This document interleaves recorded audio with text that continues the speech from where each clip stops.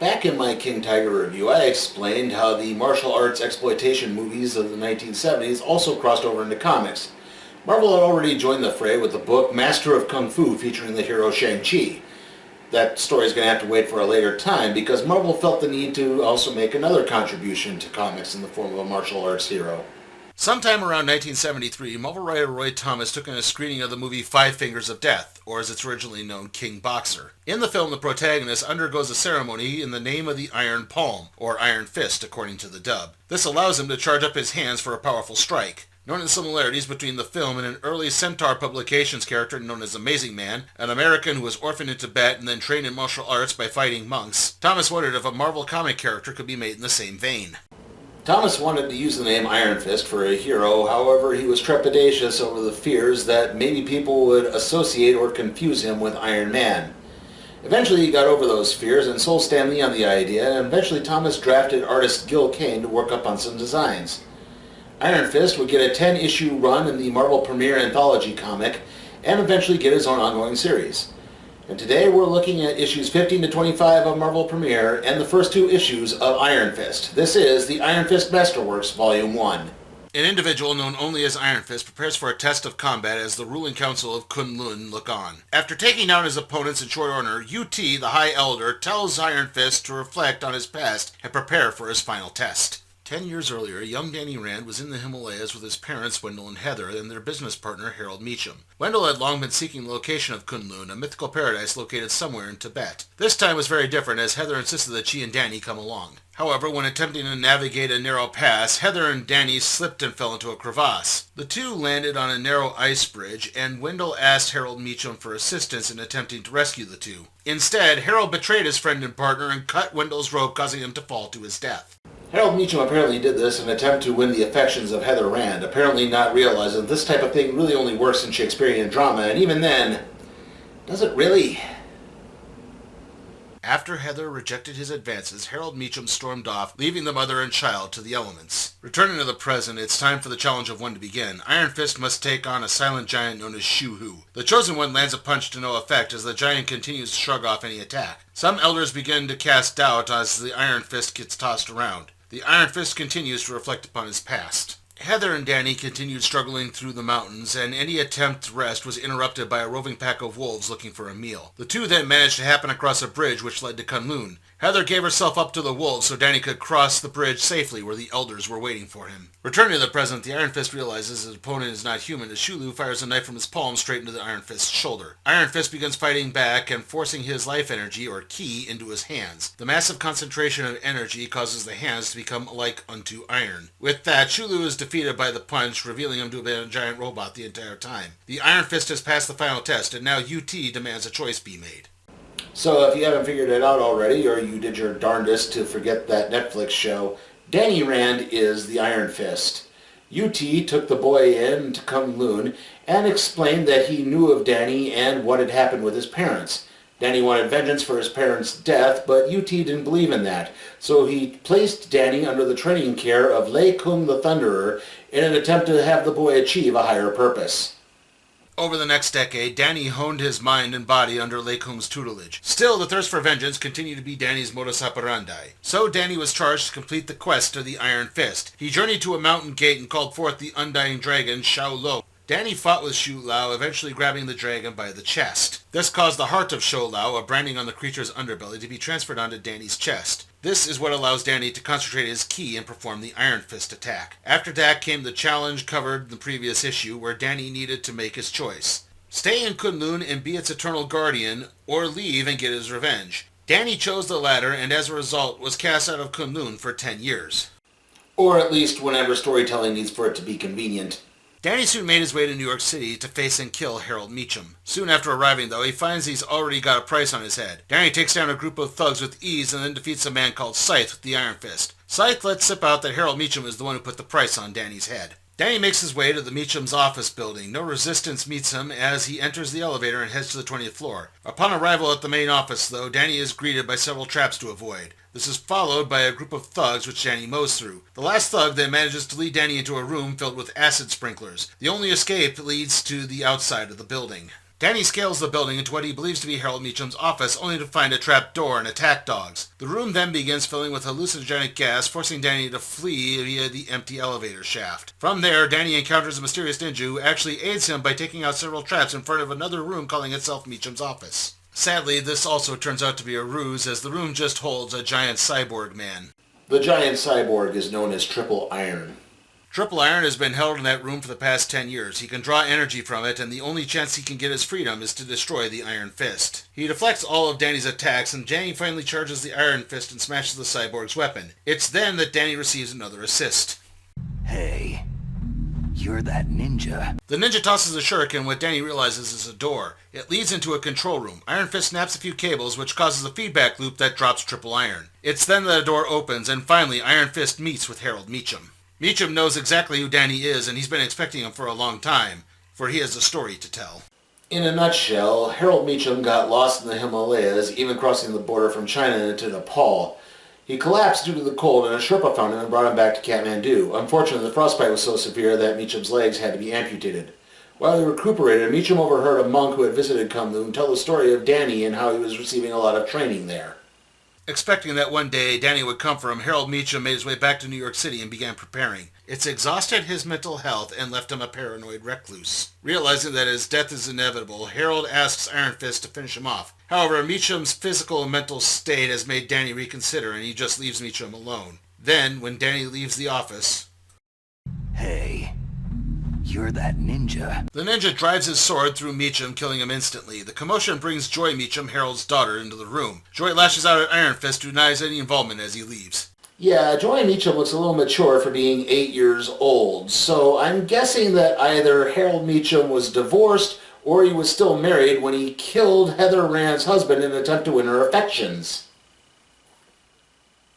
As Danny leaves the building, he's approached by a woman. She knows who he is. Her name is Colleen Wing, and her father is Lee Wing, a professor in Asian Studies at Columbia University. Lee knew of Iron Fist's arrival and sent Colleen to retrieve him. Colleen Wing is a private investigator who works alongside a woman named Misty Knight. Collectively, the two are known as the Daughters of the Dragon, and they were featured in Marvel's black and white magazines at that time.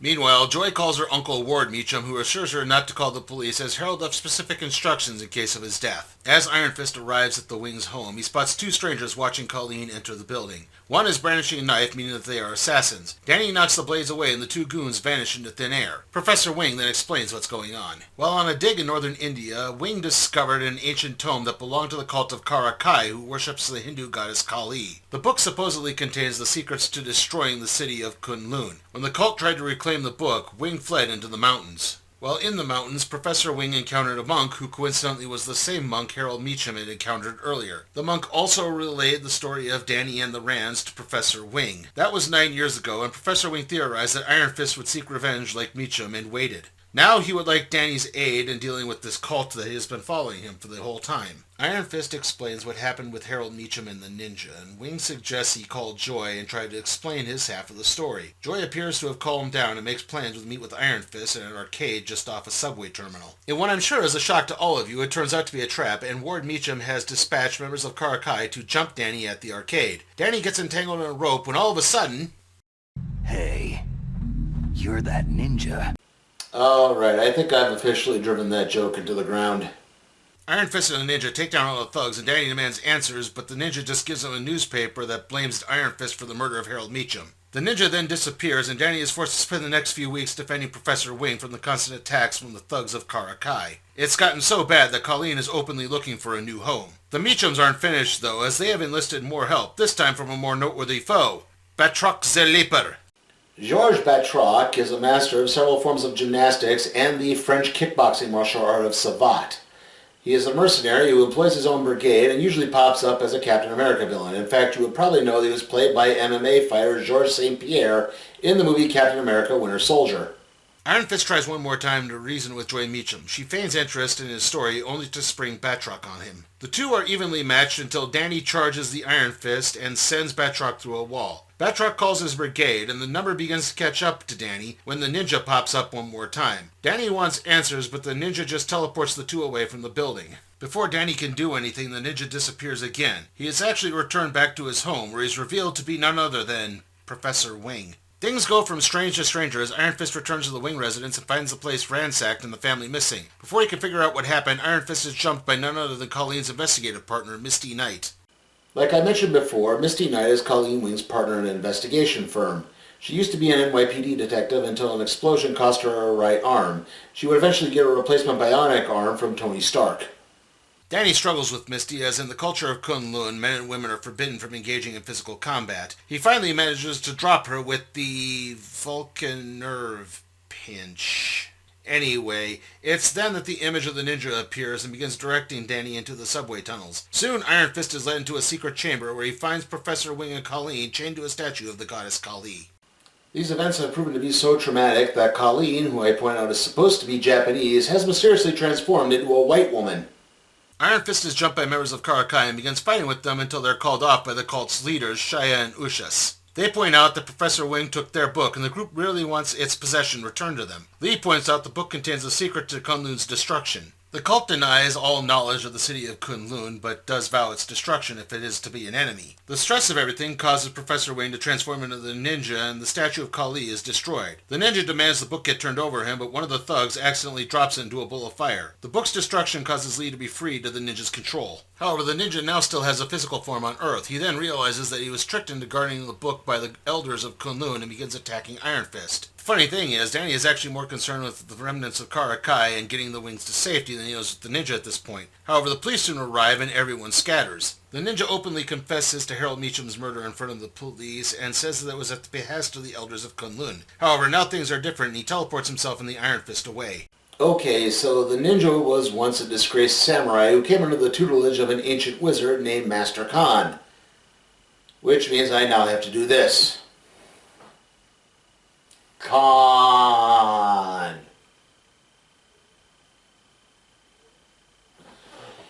Anyway, Khan taught the wayward samurai the ancient mystic arts of the ninja.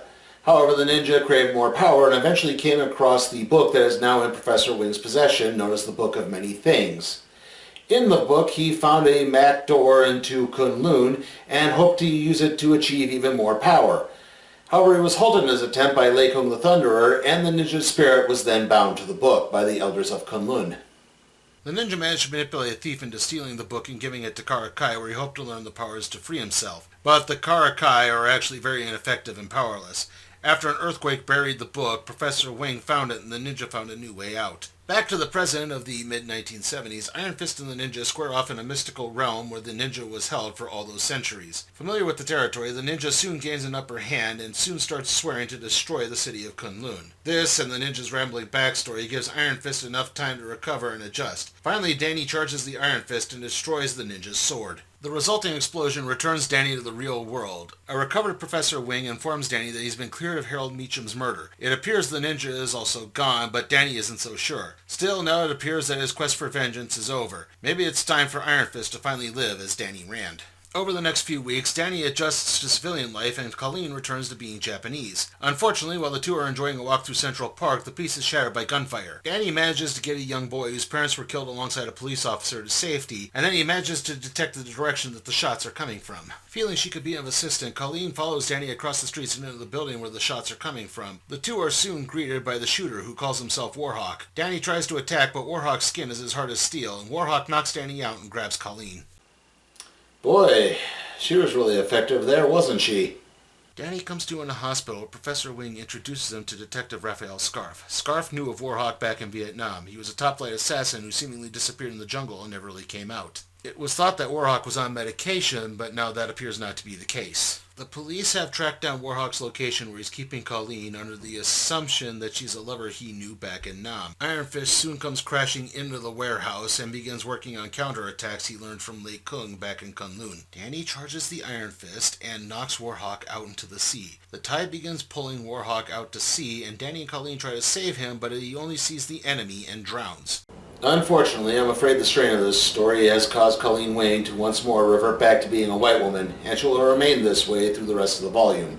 After two failed encounters with women, Iron Fist resolves to accept fighting a female as standard and begins sparring with Colleen. The problem is he still keeps holding back. Eventually, Colleen's relentlessness gets the better of her and Iron Fist manages to lock her in a submission hold. She still takes Danny to task over what she sees as sexism as he storms off. Danny goes for a walk through Central Park and happens across a softball game that Detective Scarf's precinct is participating in. Danny begins having memories of playing catch with his father as he stops a line drive and is invited to join the game against the Marvel Comics bullpen.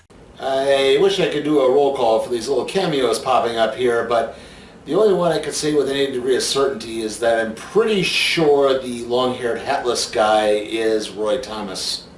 The game goes on and attracts a famous viewer as an incognito Princess Azir of Helwan, a visiting foreign dignitary, sits in the stands. Danny manages to have fun even after colliding with an outfielder, but it all comes to a screeching halt just as the beer inning is about to begin when Princess Azir is attacked by a large robot called the Monstroid. Danny somehow manages to change into his Iron Fist uniform and squares off with the Monstroid. The robot shrugs off all of his attacks as Azir keeps getting in the way. But the arriving police provide enough of a distraction for Danny to charge the Iron Fist and smash the Monstroid.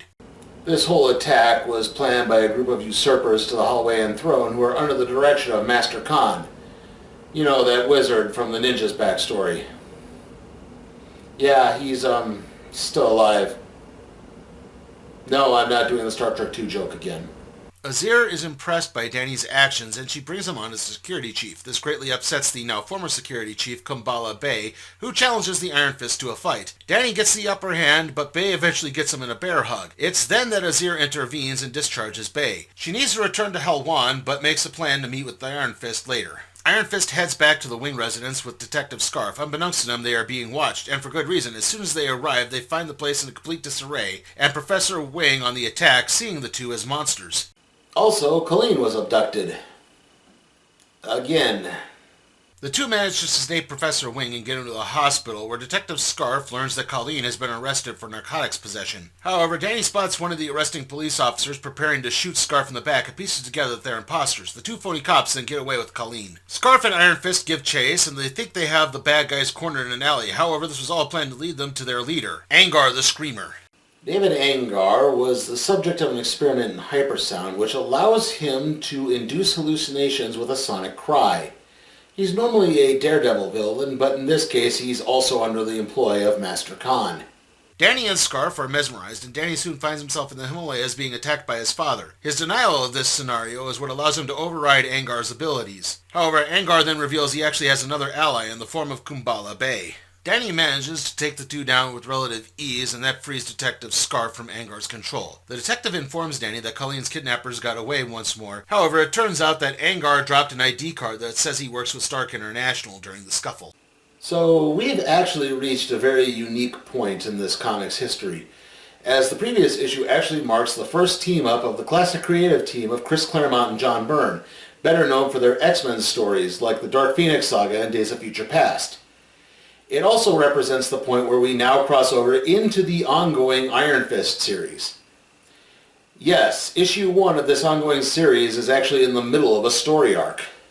When pressured, Angar explains that Azir brokered an oil rights deal with Stark that the Hawaiian king vetoed. To that end, Stark is now backing a coup d'etat. He then uses his scream to escape before Iron Fist or Detective Scarf can get any more information. Danny makes his way to Stark headquarters and seeks to use the company's supercomputer to track down Colleen's whereabouts. Making his way upstairs, he encounters a unique resistance from Misty Knight. She explains that she has an informant in Stark's headquarters and that she's meeting with them and the two agree to work together. However, as soon as they reach the informant's office, shots ring out. The two bust in to find the man, Donald Colley, lying dead on the floor. The two use Angar's ID card to enter the computer room, but unbeknownst to them, this has activated the security system, and Tony Stark has concluded that Iron Fist killed Donald Colley. Meanwhile, Colleen's kidnappers arrive at an airport where she attempts an escape. Unfortunately, she runs into a man who knows exactly who she is, but doesn't really have any use for her, so he knocks her out. The Steel Serpent wants Iron Fist to himself, and thanks to the Meachums, he soon will.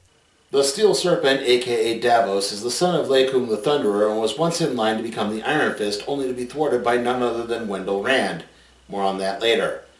Now, there was a Steel Serpent that appeared in Deadly Hands of Kung Fu, another Shang-Chi book, but that was actually a different Steel Serpent, someone else wearing that mantle, not Davos.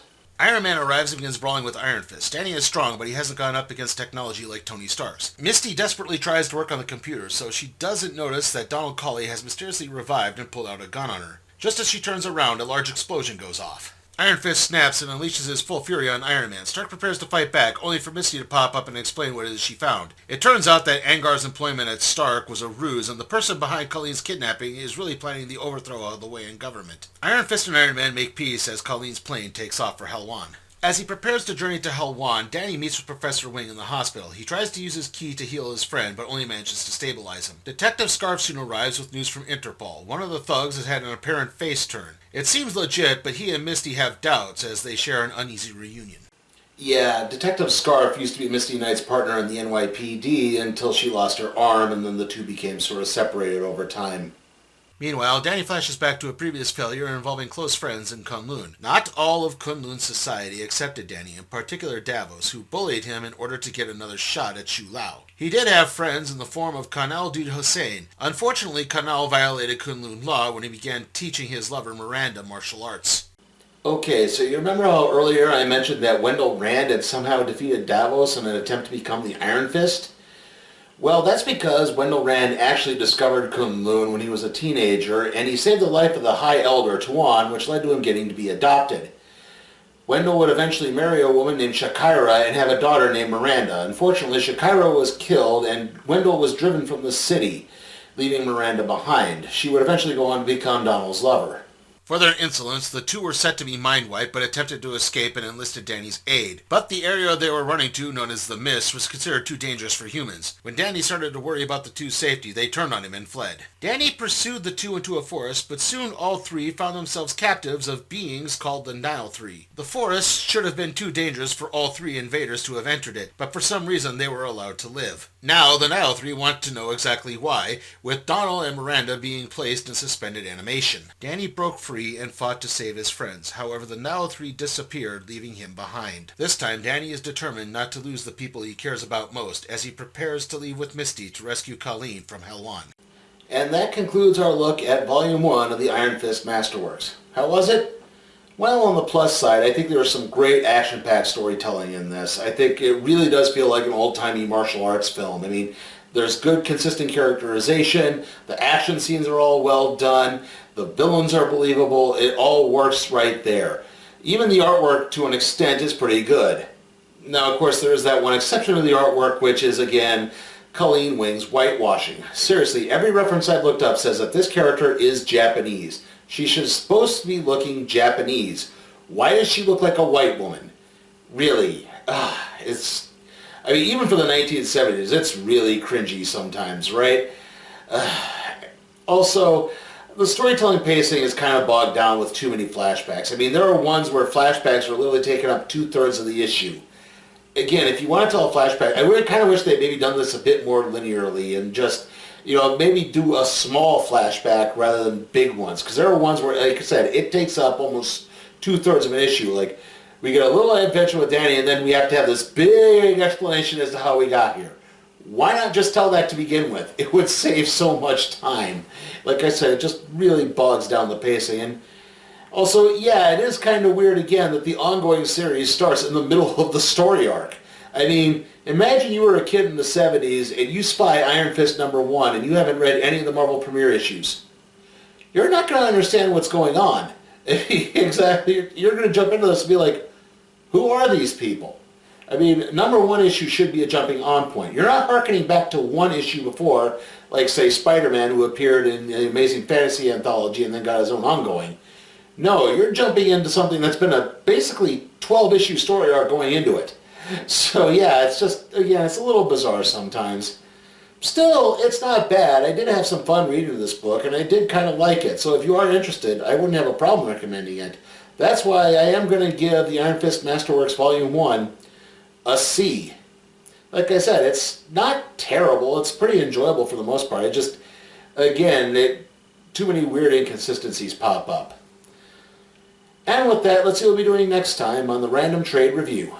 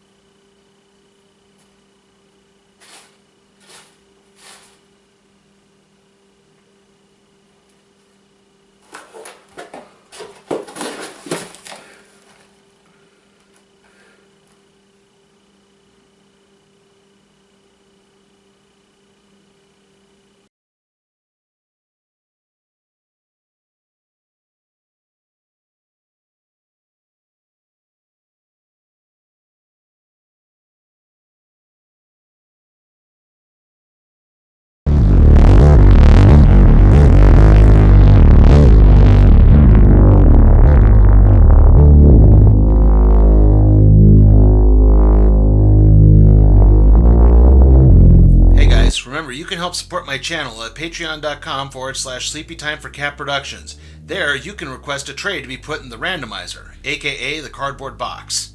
Also, remember, like, comment, share, subscribe, and ring that notification bell.